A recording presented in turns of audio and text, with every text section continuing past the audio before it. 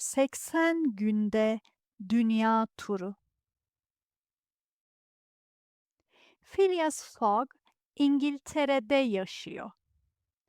O zengin bir adamdır. Yalnız yaşıyor. Çok düzenli bir insandır. Her gün aynı saatte kalkıyor, aynı saatte yemek yiyor, aynı saatte kulübe gidiyor.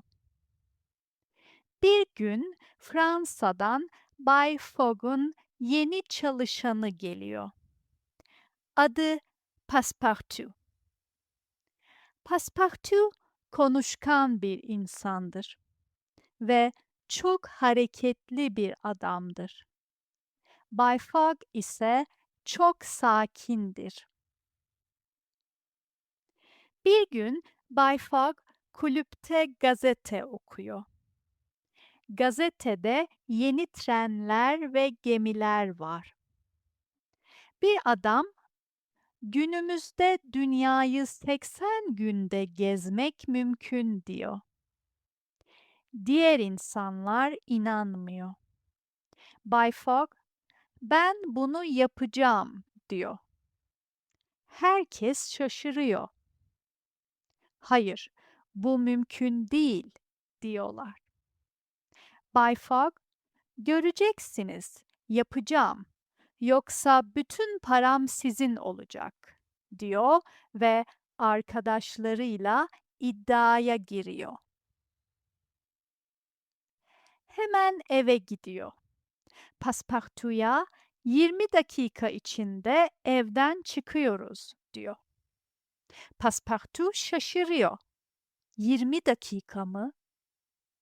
Bay Fogg evet diyor. Passepartout hemen valizleri hazırlıyor ve evden çıkıyorlar. İstasyona varıyorlar ve yolculuk başlıyor. İlk durak Fransa, sonra İtalya, daha sonra Mısır. Bu ülkelere gitmek için tren ve gemi kullanıyorlar. Hava bazen güzel, bazen kötü. Yolculuk kolay değil. Sonra Hindistan'a geliyorlar. Orada bir kadın görüyorlar. Kadının adı Oda. Bazı insanlar ona zarar vermek istiyor. Bay Fogg ile Passepartout kadına yardım etmek için bir plan yapıyor. Kadını bu insanlardan kurtarıyorlar. Sonunda kadın da onlarla geliyor. Yolculuğa beraber devam ediyorlar. Bu arada bir dedektif onları takip ediyor. Adı Fix. Dedektif Fix kötü bir insan değil ama Bay Fogg'u soyguncu sanıyor. Çünkü bir gün bir adam banka soyuyor ve bu adam Bay Fogg'a çok benziyor. Bu yüzden Dedektif Fix her yerde Bay Fogg'u izliyor. Onu tutuklamak istiyor ama sadece İngiltere'de yetkili. Bu yüzden onu İngiltere'de tutuklayacak. Üç arkadaş Hong Kong'a gidiyor. Passepartout orada kayboluyor. Bay Fogg ve Oda onu arıyorlar ama hiçbir yerde yok. Rotaya devam ediyorlar. Bir sonraki durak Japonya. Passepartout da rotayı biliyor. Çünkü Bay Fogg ile beraber planladılar. Bu yüzden o da Japonya'ya gidiyor ve para kazanmak için bir sirkte çalışıyor. Bay Fogg ve Oda onu sirkte buluyor. Yolculuğa beraber devam ediyorlar. Tabii Dedektif Fix de onları takip ediyor. Yolculuk yavaş gidiyor. Çünkü hep yeni problemler çıkıyor. Bazen tren duruyor, bazen gemi gecikiyor. Yolculuğu 80 günde tamamlayacak mıyız diye düşünüyorlar. Sonunda İngiltere'ye dönüyorlar ve Dedektif Fix Bay Fogg'u tutukluyor. Ama birkaç saat sonra bir haber alıyor.